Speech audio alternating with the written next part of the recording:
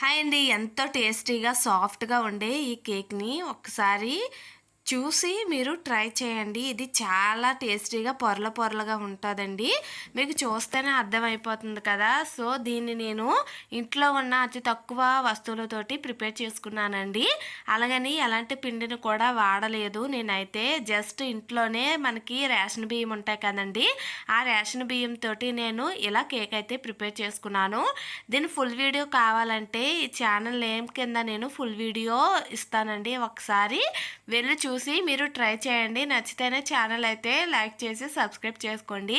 మన వీడియోస్ అందరూ బాగానే చూస్తున్నారు కానీ లైక్స్ మాత్రం చాలా తక్కువ వస్తున్నాయండి.